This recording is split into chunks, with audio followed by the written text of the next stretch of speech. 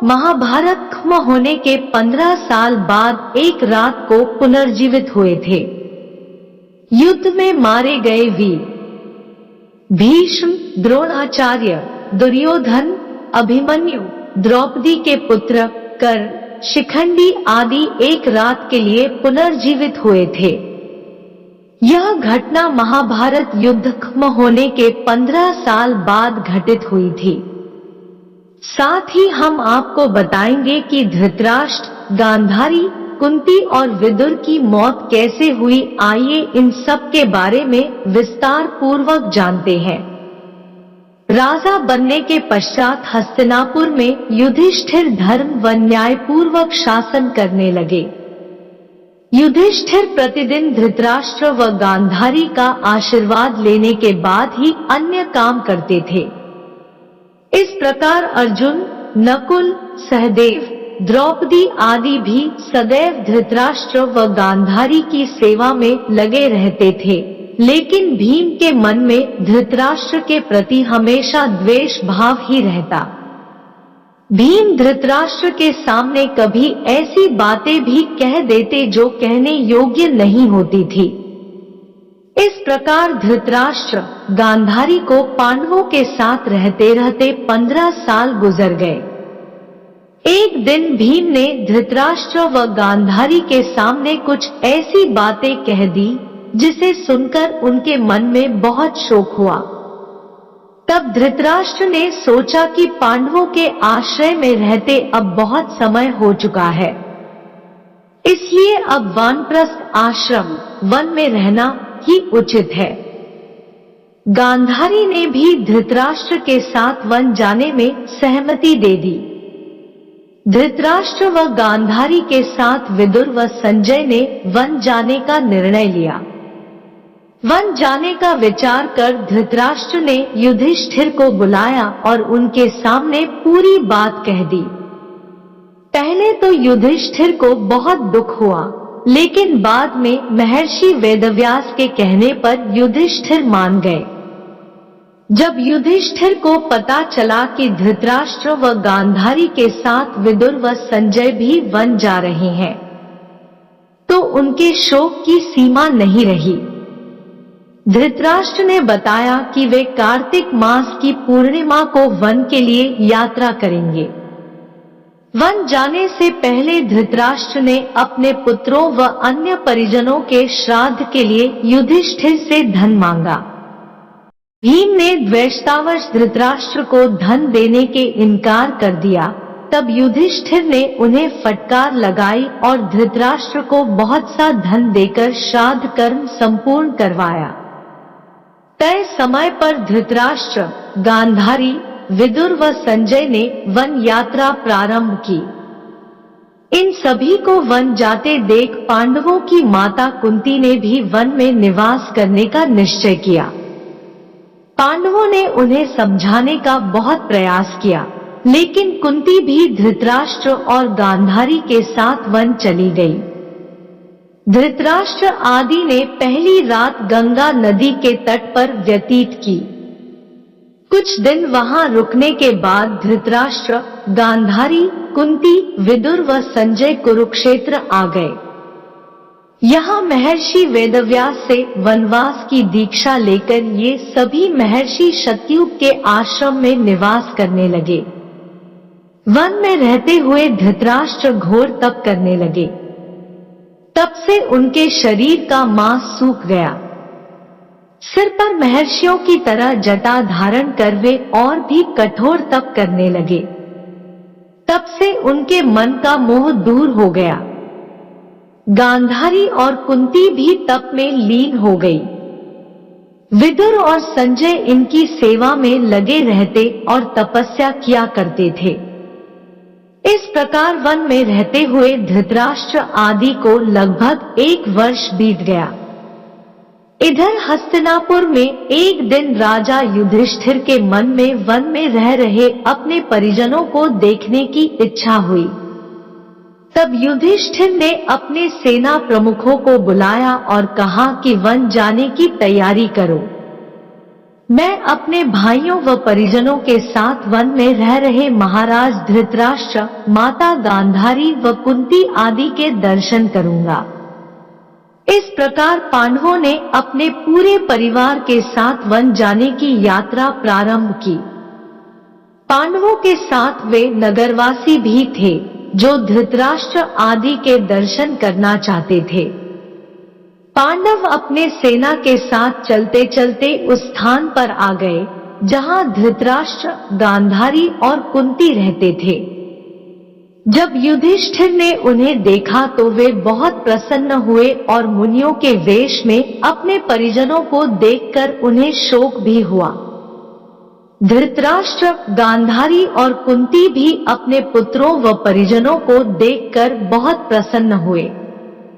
जब युधिष्ठिर ने वहां विदुर जी को नहीं देखा तो धृतराष्ट्र से उनके बारे में पूछा। धृतराष्ट्र ने बताया कि वे कठोर तप कर रहे हैं। तभी युधिष्ठिर को विदुर उसी ओर आते हुए दिखाई दिए, लेकिन आश्रम में इतने सारे लोगों को देखकर विदुर जी पुनः लौट गए।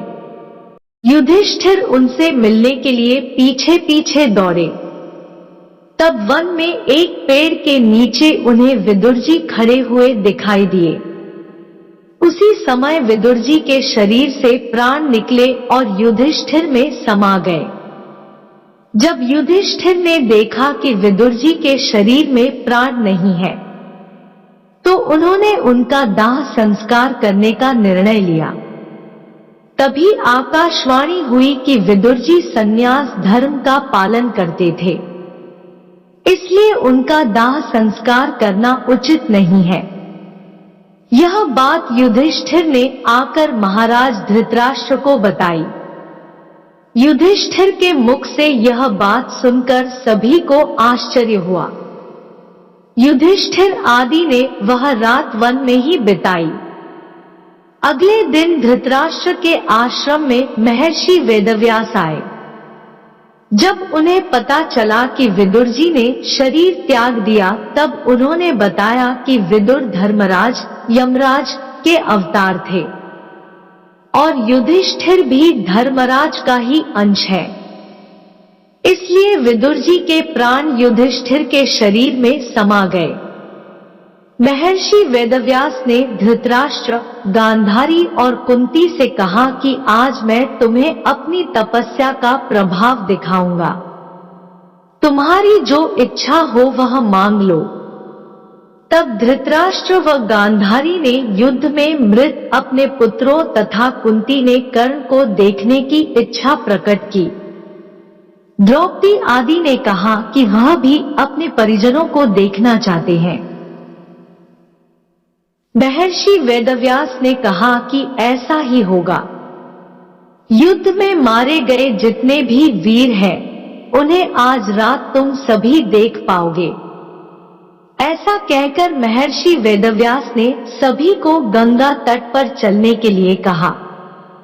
महर्षि वेदव्यास के कहने पर सभी गंगा तट पर एकत्रित हो गए और रात होने का इंतजार करने लगे। रात होने पर महर्षि वेदव्यास ने गंगा नदी में प्रवेश किया और पांडव व कौरव पक्ष के सभी मृत योद्धाओं का आवाहन किया। थोड़ी ही देर में भीष्म, द्रोणाचार्य, कर्ण, दुर्योधन, दुःशासन, अभिमन्यु, धृतराष्ट्र के सभी पुत्र, घटोत्कच, द्रौपदी के 5 पुत्र, राजा द्रुपद, धृष्टद्युम्न, शकुनी, शिखंडी आदि वीर जल से बाहर निकल आए। उन सभी के मन में किसी भी प्रकार का अहंकार व क्रोध नहीं था। महर्षि वेदव्यास ने धृतराष्ट्र व गांधारी को दिव्य नेत्र प्रदान किए। अपने मृत परिजनों को देख सभी के मन में हर्ष छा गया। सारी रात अपने मृत परिजनों के साथ बिताकर सभी के मन में संतोष हुआ। अपने मृत पुत्रों, भाइयों, पतियों व अन्य संबंधियों से मिलकर सभी का संताप दूर हो गया। तब महर्षि वेदव्यास ने वहां उपस्थित विधवा स्त्रियों से कहा कि जो भी अपने पति के साथ जाना चाहती है, वे सभी गंगा नदी में डुबकी लगाएं। महर्षि वेदव्यास के कहने पर अपने पति से प्रेम करने वाली स्त्रियां गंगा में डुबकी लगाने लगी और शरीर छोड़कर पतिलोक में चली गई। इस प्रकार वह अद्भुत रात समाप्त हुई। इस प्रकार अपने मृत परिजनों से मिलकर धृतराष्ट्र, गांधारी, कुंती व पांडव बहुत प्रसन्न हुए। लगभग 1 महीना वन में रहने के बाद युधिष्ठिर आदि पुनः हस्तिनापुर लौट आए। इस घटना के करीब 2 वर्ष बाद एक दिन देवर्षि नारद युधिष्ठिर के पास आए। युधिष्ठिर ने उनका स्वागत किया। जब देवर्षि नारद ने उन्हें बताया कि वे गंगा नदी के आसपास के तीर्थों के दर्शन करते हुए आए हैं, तो युधिष्ठिर ने उनसे धृतराष्ट्र, गांधारी व माता कुंती के बारे में पूछा। तब देवर्षि नारद ने उन्हें बताया कि तुम्हारे वन से लौटने के बाद धृतराष्ट्र आदि हरिद्वार चले गए। वहां भी उन्होंने घोर तपस्या की।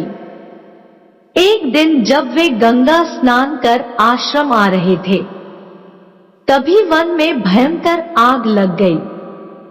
दुर्बलता के कारण धृतराष्ट्र, गांधारी व कुंती भागने में असमर्थ थे, इसलिए उन्होंने उसी अग्नि में प्राण त्यागने का विचार किया और वहीं एकाग्रचित्त होकर बैठ गए। इस प्रकार धृतराष्ट्र, गांधारी व कुंती ने अपने प्राणों का त्याग कर दिया। संजय ने ये बात तपस्वियों को बताई और वे स्वयं हिमालय पर तपस्या करने चले गए।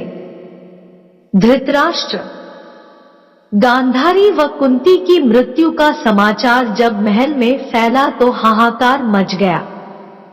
तब देवर्षि नारद ने उन्हें धैर्य बंधाया। युधिष्ठिर ने विधिपूर्वक सभी का श्राद्ध कर्म करवाया और दान दक्षिणा देकर उनकी आत्मा की शांति के लिए संस्कार किए। दोस्तों, यह कहानी आपको कैसी लगी कमेंट बॉक्स में जरूर बताइएगा। वीडियो अच्छा लगा हो तो वीडियो को लाइक और शेयर करें, चैनल को सब्सक्राइब कर ले। धन्यवाद।